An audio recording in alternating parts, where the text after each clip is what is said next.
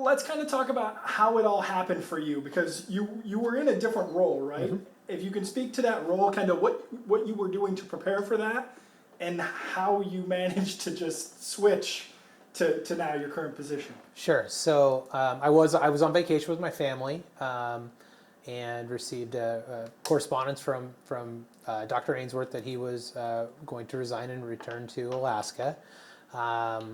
I was fortunate enough to go through the process last year when they hired Dr. Ainsworth and for the job, and was the runner-up in the search process. The board made a great choice at the time. Dr. Ainsworth was fantastic for us. He did a great job of reestablishing expectations and kind of, no pun intended with Coos Bay, but getting the ship going in the right direction. And so when he resigned and returned to Alaska, I immediately was interested in taking over as an interim, knowing it would probably be an interim and that I'd need to prove myself. And I've been fortunate enough that the board has trusted me to do just that. And so I'm going to spend this year trying to earn the position and take Dr. Ainsworth's vision and that ship that he's got in the right direction and keep going. That's awesome. Where were you on vacation, if you don't mind? I was in Las Vegas. Really? So okay. Yeah. Family out there? Yeah, I took my wife and kids. We went there and we had a great time. So yeah, awesome. It was fun. Fantastic. I read your letter, that your statement, sure, as the new interim superintendent. What changes are at the top of your mind that you or what do you want to improve upon from Dr. Ainsworth's time as superintendent? So we've talked a lot in the district about, we spent all this time last year about setting the foundation and getting us going in the direction that we want to go. And so now we need to make that transition from what we call clarity to accountability. So our teachers know what's expected of them and how our PLCs are going to work and all those things that guide our practice. Now our job is the accountability piece and to start seeing results from those when it comes to student achievement data, attendance data, students enrolled in advanced placement courses and their scores on those advanced placement courses. So that becomes now our mission is we have the foundation, now it's time to build the house and furnish it. So what steps do you take to get there, to get to the next step? What are you looking for in terms of the staff to do to get us there? A big thing is fine-tuning the things that we started to do well last year. So we reestablished our PLC model last year within the building, and we've now talked about how do we maximize those PLCs, those professional learning communities, and how do we not just answer our guiding questions in those PLCs, but how do we dig more deeper into data and get more out of the results of those PLCs? And so that's an area that we know we have to improve on. We've expanded our advanced placement opportunities for students. So now we have AP Seminar, which is a required course for sophomores at Marshfield High School. It's how do we maximize now that advanced placement, that AP Seminar class, to prepare our students to branch out into other AP avenues after they get done. Attendance-wise within the district, we know that we need to do better. COVID really has hampered attendance statewide. We've seen some rebound from COVID attendance numbers, but we have to continue to prove and show families in our area that attendance is important, and the real negatives of students missing a school day, which really translates to the correlation between attendance and reading data, attendance and graduation, is huge.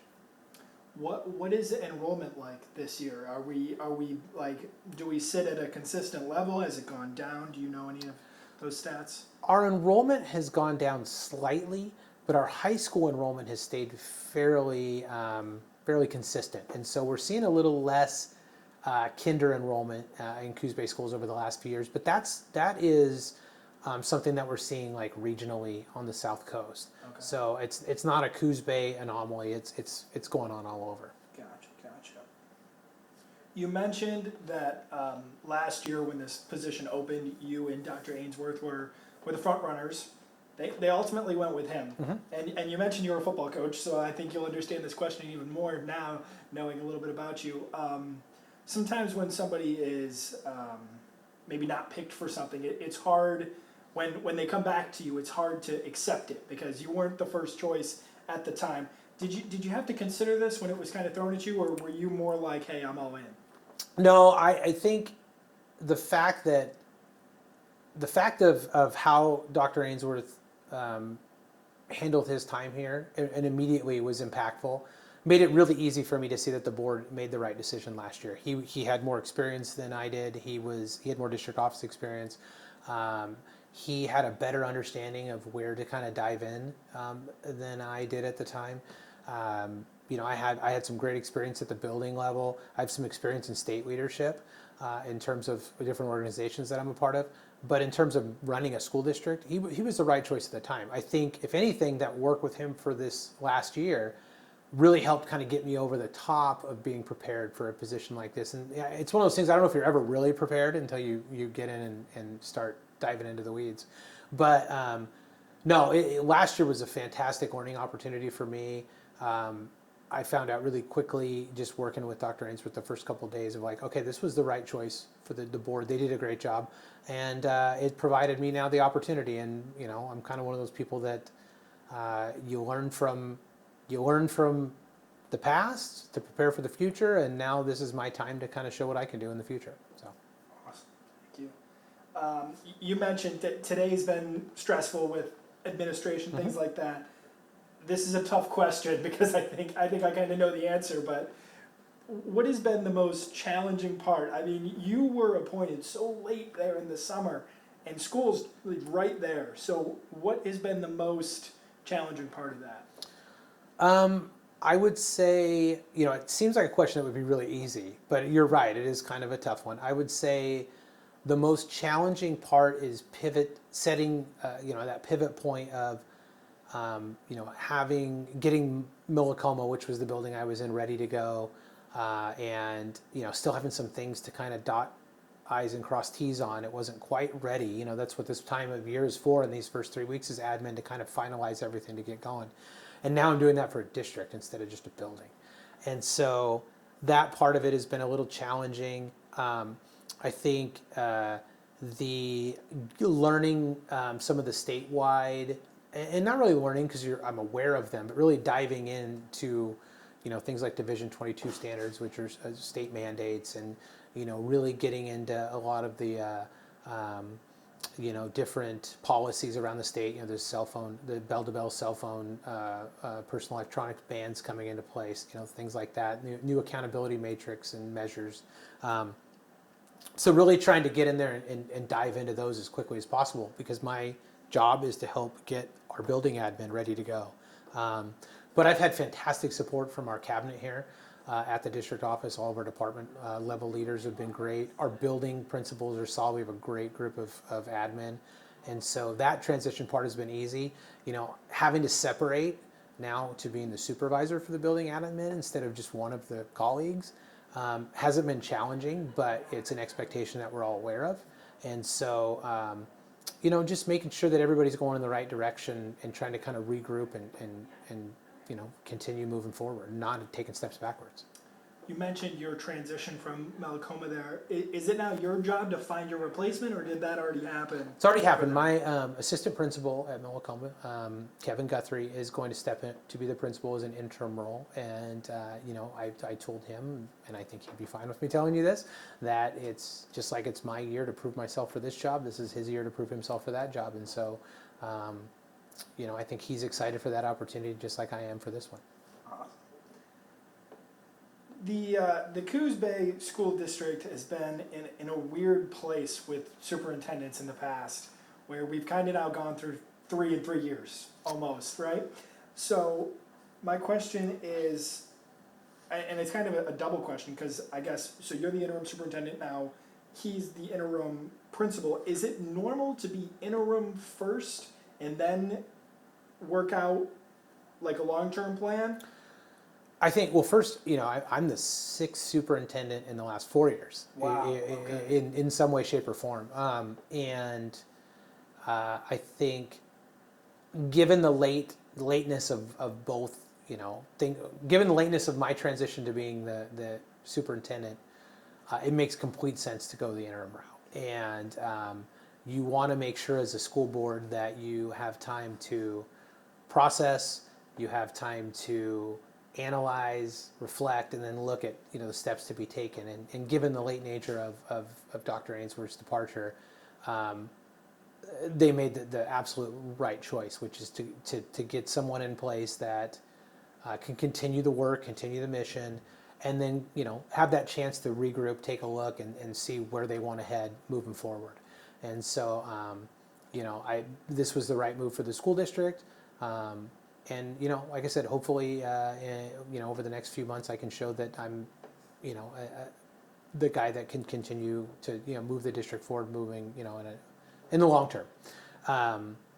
Building wise, it's kind of the same thing. Due to the lateness and if for some reason this doesn't work out, then I'll probably be back in Millicoma next year, and so you give Kevin a chance to be that interim role for a year and see how he does, and hopefully it works out well for the both of us. You obviously it's early in the process. You've been Mm-hmm. in your role here for a couple of weeks. Do you have interest in future plans, or are you just focused on getting through this year? Oh no, I have interest. I Okay. mean, this is the job. This is what I would like to do. I've been fortunate enough that Coos Bay Schools have given so much to me in my life. Being a student from Coos Bay, coming back, leaving for 20-ish years, coming back 6 years, and I came back here to kind of pay it forward to the people that helped me get to where I was at. And so, my ultimate goal would be to be the superintendent of Coos Bay Schools for, I've got 11 to 15 years left in my career, and my goal would be to retire one day as the superintendent of schools in Coos Bay. But I have to earn that. It's not just going to get handed to me. So, yeah. For sure. This is kind of pivoting off of that, but you mentioned 6 and 4 years, which thank you for that. That statistic is insane. Your message to students and parents alike who've dealt with the constant change at your position, what do you say to them going into your first year now? The message I would like to get to our families and community members would be that it might seem like we're not in a great place because of the revolving nature of superintendents, but we're actually in a really good place right now. We have alignment in our buildings like we've never had. We have curriculum expectations and standards expectations like we haven't had previous. We have a great group of building leaders that are passionate about student achievement. We're continually working on collective teacher efficacy and moving our teachers forward as a cohesive and concise unit. So the district right now is actually in a really good position moving forward in the future in terms of preparing students for success. And so my message to parents is continue to have faith in us, and they're going to start seeing the returns with those accountability measures like I talked about earlier. They're going to start seeing a return on their investment. Awesome.